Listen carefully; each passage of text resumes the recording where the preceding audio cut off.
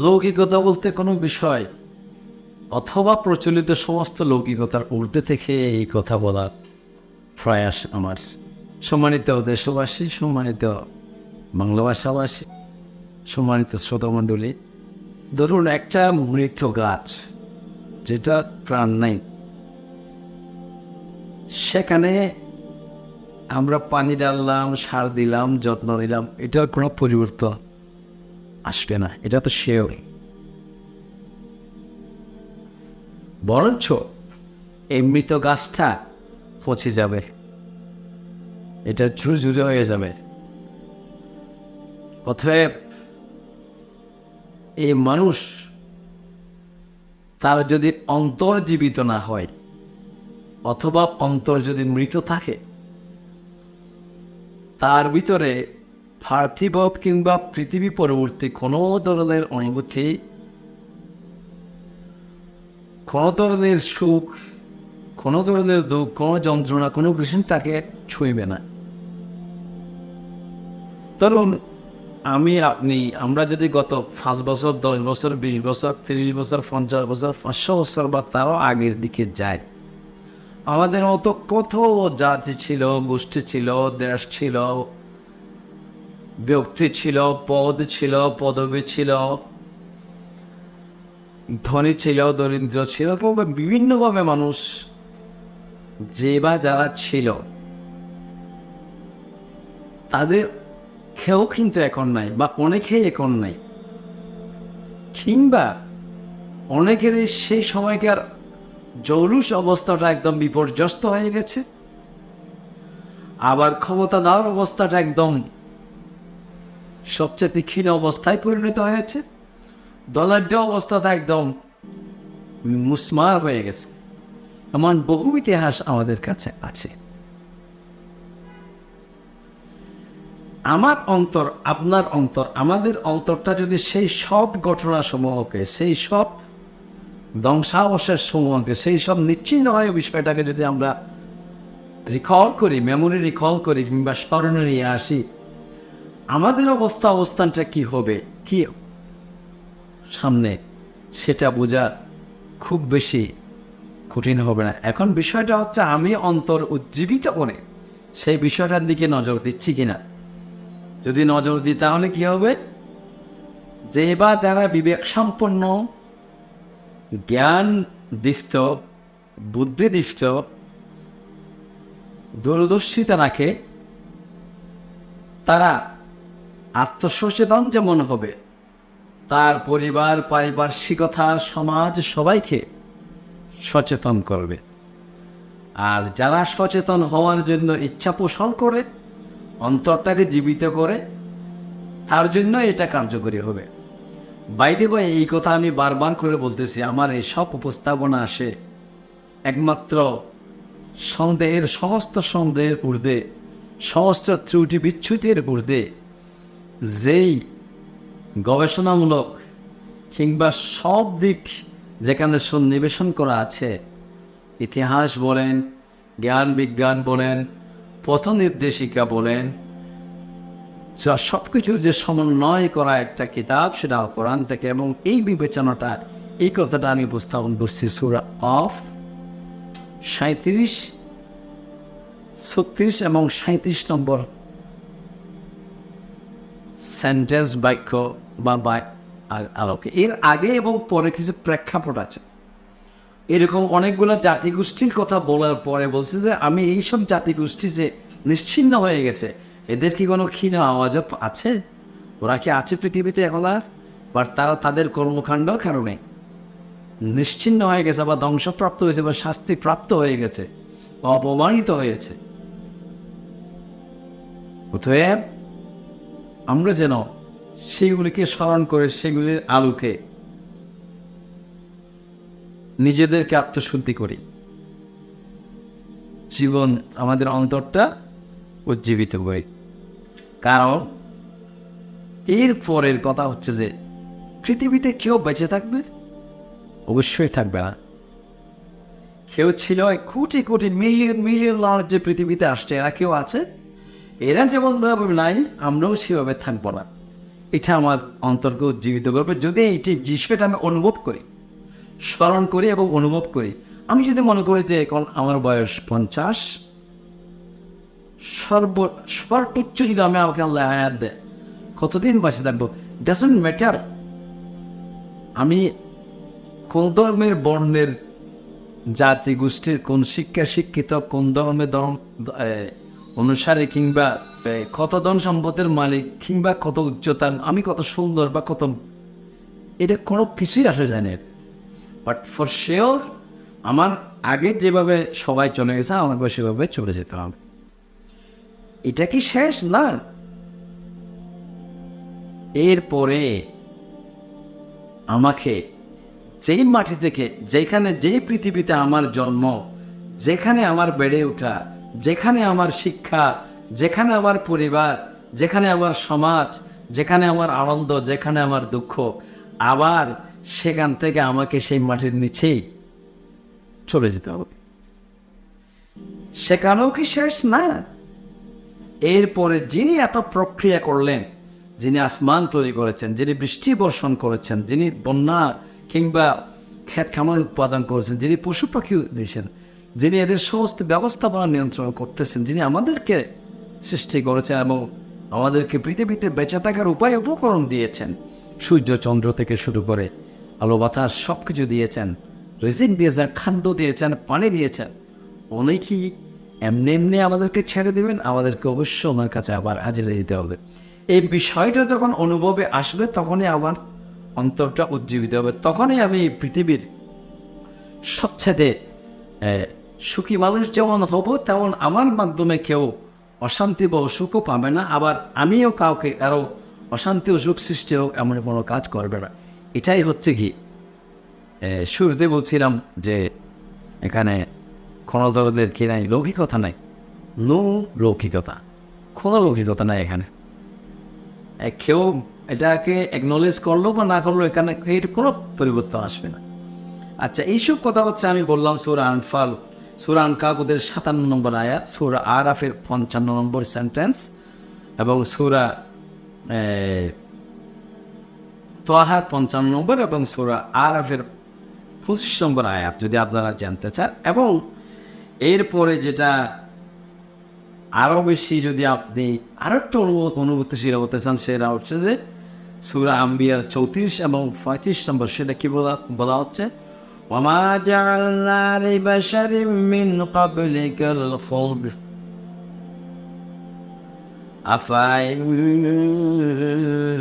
মাতাফাহুমুল খালিদুন। পৃথিবীর সৃষ্টি থেকে এই পর্যন্ত কাউকে অনন্ত জীবন দেওয়া হয় নাই, অতএব আমি আপনিও কোনো সময় অনন্ত কাল পৃথিবীতে বেঁচে থাকবো না। তাহলে কি হবে?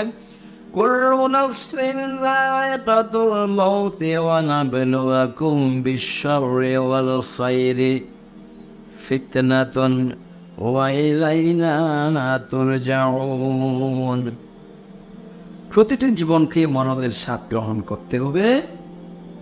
হে মানুষ, আল্লাহ বলছে আমি তোমাদেরকে মন্দ এবং ভালো এই উভয় অবস্থার মধ্যে ফেলেই তোমাকে পরীক্ষা করবো, অতঃপর একদিন আমার কাছেই ফিরে আসতে হবে। অতএব আমাদেরকে কঠিন অবস্থা, সহজ অবস্থা, ধনাঢ্য অবস্থা, দারিদ্র অবস্থা, তারপরে শিশু অবস্থা, কৈশোর অবস্থা, যৌবন অবস্থা, বিভিন্ন প্রেক্ষাপট যেটা আমরা বাস্তবে দেখতেছি, এগুলো সব এগুলোর ভিতর দিয়ে আমাদেরকে একটা পরীক্ষা নেওয়া হবে এবং সেই পরীক্ষার একদিন হাজিরা দিতেই হবে আমাদেরকে আল্লাহর কাছে। এবং এখন দেখেন, বারবার অন্তরকে উজ্জীবিত করার জন্য আমি এটা বলছি, আমাদের দেশে বা আন্তর্জাতিকভাবে যদি আমরা এখন খেয়াল করি, ধন সম্পদ বা পার্থিব মানে বৈষয়িক বিষয় নিয়ে সবাই খুবই এত বেশি ব্যস্ততা, এত বেশি গবেষণা, এত বেশি নিরাপত্তা থেকে শুরু করে প্রাপ্তি সব কিছু নিয়ে ব্যস্ত। কিন্তু আমি যে মৃত্যুবরণ করব, এখান থেকে যে আমার কোনো পালানোর কোনো সুযোগ নাই, কিংবা যেই বা যারা ভালো মানুষ, সৎকর্মশীল, মহান ব্যক্তিত্ব, যে যেভাবে নিজেকে প্রকাশ করুক না কেন, তার এই ব্যক্তিত্ব বা মহত্ব বা ভালো মানুষ হিসেবে যদি সে নিজেকে প্রকাশও করে, সে প্রকাশ করার জন্য সে ভালো মানুষ হওয়ার আলটিমেট সার্টিফিকেট কোথায় পাবে? কার দৃষ্টিতে ভালো মানুষ? সেই স্রষ্টা রব আল্লাহর দেওয়া গাইডলাইনের আলোকেই তো সে ভালো মানুষ বলে নিজেকে দাবি করতেছে, রাইট? আর যদি সে ভালো মানুষ হিসাবে দাবি করে, তাহলে তার আকাঙ্ক্ষা, তার ইচ্ছা কি হওয়া দরকার? তার অনন্তকালের অনন্ত যাত্রার অনন্ত প্রাপ্তি, অনন্ত সুখ। আর সেই অনন্ত সুখ, অনন্ত প্রাপ্তি, সেই সাক্ষাৎ পেতে হলেও তাকে করতে হবে, মৃত্যুবরণ করতে হবে। তার মানে কি? সে সবসময় মৃত্যুকে কখন আমি সে মৃত্যুবরণ করব, কখন আমি এই ভালো মানুষের এই এতগুলো যে ভালো কাজ করতেছি, ভালো মানুষের করতেছি, ভালো দান খয়রাত করতেছি, কিংবা আরো অনেক অনেক ভালো উচ্চ পর্যায়ের কাজ করতেছি, এগুলোর প্রতিদানটা পাবো তখন। আমি মৃত্যুর পরেই তো প্রতিদান পাবো। এই বিষয়টাকে আমাদের অন্তরে ধারণ করতে হবে। যেভাবে সূরা জুমার 8 নম্বর আয়াতে যখন বিভিন্ন জাতিগোষ্ঠী ইহুদি বা তারা আরও অনেকে যখন নিজেকে আল্লাহর সবচেয়ে কাছের মানুষ বলে নিজেকে প্রকাশ করতেছিল, তখন আল্লাহ বলছেন, তাহলে আমার যদি বন্ধু, আমার কাছের মানুষ আমাকে ভালোবাসা মনে করো, কিংবা আমি তোমাকে ভালোবাসি মনে করো, তাহলেই তো তুমি মৃত্যু কামনা করো। মৃত্যু ছাড়া তো আমার কাছে আসার কোনো পথ নাই, আর সেকেন্ড কোনো পথ নাই। অতএব এই আল্লাহর ভালোবাসা বা ভালো মানুষের পরিচয় যদি দিতে চান, তাহলে আপনাকে মৃত্যুকে স্মরণ করা ছাড়া, মৃত্যুকে ওয়েলকাম করা ছাড়া আর কোনো পথ নাই। অথচ আমরা একটু মায়ের ভয়ে কিংবা বিভিন্ন পার্থিব চ্যালেঞ্জের ভয়ে, বিপদের ভয়ে, মৃত্যু হবে এই সংখ্যায় কত ভালো জায়গা থেকে পালিয়ে বেড়াই। এখন এই পালিয়ে বেড়াই যদি আমি আসমানে যাই, কিংবা জমিনের ভিতর লুকিয়ে থাকে, কিংবা একটা কাঁচঘর বা আয়নাঘর বানাইয়ে থাকি, এখানে কি আমি বাঁচতে পারবো? অবশ্যই পারবো না, মোটেও সম্ভব না। যেখানেই থাকি না কেন, যদি মাটির অনেক গভীরে গিয়ে লুকাইয়ে থাকি, কিংবা আসমানের উপর লুকে থাকে, সেখান থেকেও আমি আমার মৃত্যু থেকে আমাকে কেউ বাঁচাতে পারবে না। এই বিষয়টা কোন বয়সের, কোন লিঙ্গের, কোন জাতির, শিক্ষিত কিংবা অশিক্ষিত, অফিসার কিংবা কর্মচারী, মা বাবা কিংবা সন্তান, দাদি কিংবা দাদা, কোনো বিষয় না, হুজুর কিংবা মূর্খ, অশিক্ষিত মানুষ, কৃষক কিংবা ব্যবসায়ী, কোনো বিষয় না, সবার জন্য এটা একইভাবে প্রযোজ্য। অতএব আমাদের অন্তর্জীবিত করাটা, অন্তরকে জীবন্ত করাটা হচ্ছে ভেরি ইম্পর্টেন্ট। এই কথাটা আমি বলছি সূরা নিসার 78 নম্বর আয়াত থেকে। এই ছাড়াও আরও যদি আমি আরও একটু যদি আপনাদেরকে বলি, বাস্তবতাটা যদি আপনি আরও গভীরভাবে বা আরও একটু চিন্তাশীল হন, তিনি একবার যদি চিন্তা করেন, তাহলে আপনি চিন্তা করেন তো, যখন আপনার মা বাবা কিংবা আপনার ভাই ব্রাদার কিংবা আপনার বন্ধু বান্ধব বিভিন্ন সিচুয়েশনে, বিভিন্ন পরিস্থিতিতে যখন মৃত্যুর মুখোমুখি হয়, তখন আমি আপনার মতো হাজারো জ্ঞানী, বিজ্ঞানী, শিক্ষিত, অশিক্ষিত, শক্তিশালী, দুর্বল, পয়সাওয়ালা কিংবা গরিব, ডাক্তার কিংবা আর কেউ কি ওই মৃত্যুটা তাকে ফিরে আনতে পারে? যখন একজন সফরাত চলে বা মৃত্যুটা যখন জানটা বাইরে হয়ে যায়, তখন কি কারোর পক্ষে সম্ভব ওই জানটাকে আবার ফেরত ঢুকে দেওয়া তার মানুষের দেহ ভিতরে?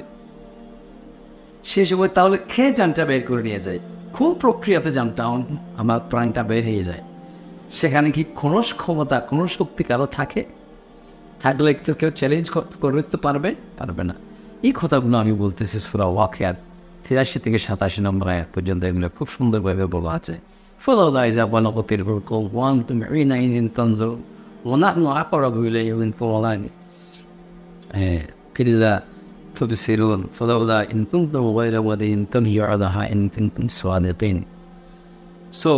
সত্যবাদ আমরা যদি আমাদের দৌড়ঝাঁপ থাকে, তাহলে কি আমরা কোনো মৃত্যুমুখী প্রত্যেক ব্যক্তিকে তার প্রাণটা ফিরিয়ে দেওয়া অসম্ভব। যাই হোক, আর যখন যদি অসম্ভব হয়, তখন দেখেন মৃত্যুর সময় আমরা তো বুঝতেছি না, কিন্তু সেই সময় স্রষ্টা রবের পক্ষ থেকে একটা কথা আছে, এটা তোমার জীবনের শেষ সময়, এখন তুমি অনন্তকালের দিকে চলে আসো, তোমাকে আর কেউ রক্ষা করতে পারবে না। এই কথাটা বলা আছে সূরা কাফের 19 নম্বর আয়াতে। এরপরে সূরা আহজাব যদি বলি, সেখানে বলা আছে কি, আল্লাহ বলছেন যে মানুষদেরকে শোনাই দাও। কি শোনাই দাও?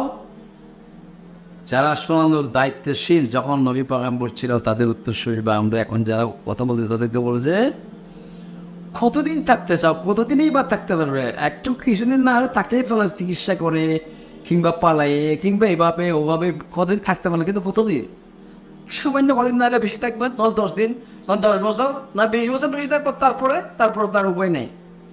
সেটা বলতে গিয়ে আল্লাহ পাক বলেন কুল্লান ইয়ানফাকুমুল ফিরারু ইন ফারতুম মিনাল মাউতি আউল কতলি ওয়া ইযান লা তুমাত্তাউনা ইল্লা কালিলা।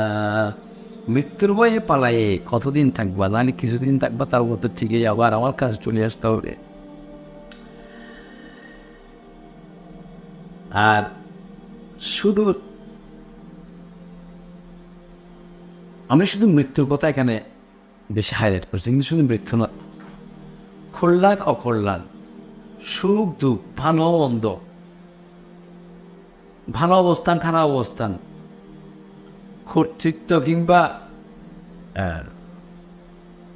আধিপত্য, আবার আনুগত্য কিংবা নত জানো হওয়া থেকে শুরু করে এমন কোনো পরিস্থিতি যদি যেটা আল্লাহ যদি মানুষকে আল্লাহ যখন তাকে ধনাঢ্য করতে চায় কিংবা নেতৃত্ব দিতে চায় কিংবা অপমান করতে চায় কিংবা সম্মানিত করতে চায়, মানে আল্লাহর ইচ্ছার বাইরে গিয়ে কেউ কি করতে পারবে? আমার বিবেককে অন্তরকে জীবিত করে এই বিষয়টা প্রতিনিয়ত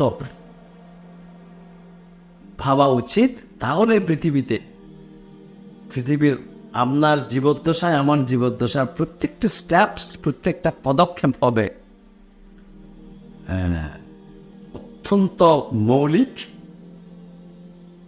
নিরবচ্ছিন্ন, নিরঙ্কুশ এবং সর্বজন স্বীকৃত, গৃহীত, লৌকিকতা মুক্ত। আল্লাহ পাক সুবহানাহু ওয়া তাআলা আমাদেরকে এই জাতীয় নৌলৌকিকতা বা লৌকিকতা পরিহারপূর্ণ জীবন যাপন করার তৌফিক দান করুক, আমিন। আদারওয়াইজ আমরা যত পরিবর্তন চাইতেছি, যত সংস্কার চাইতেছি, কোনো সংস্কার, কোনো পরিবর্তন বাস্তব অর্থে দৃঢ়ভাবে, স্থায়ীভাবে অসম্ভব। রব্বানা লা তুজিগ কুলুবানা বা'দা ইয হাদাইতানা ওয়া হাব লানা মিন লাদুনকা রাহমাতান ইন্নাকা আনতাল ওয়াহ্হাব। শেষে কোথায় বলে যাচ্ছে এই কথাগুলা প্রতিনিয়ত জোয়ার খুতবা থেকে কিংবা শিক্ষক তার শিক্ষা দেওয়ান দানের ক্ষেত্রে, মা বাবা তাদের সন্তান সন্ততিকে যদি প্রতিনিয়ত এভাবে করে শেখায়, মসজিদ কমিটি যদি তার এলাকার মানুষজনকে কিংবা জনপ্রতিনিধিদের যদি তার কথাবার্তার একটা কৌশল হিসাবে এই কথাগুলো উপস্থাপন করে, তাহলে আশা করি সমাজে পরিবর্তন আসা সম্ভব। আল্লাহ পাক আমাদেরকে বুঝার তৌফিক দান করুক, আমিন। আসসালামু আলাইকুম।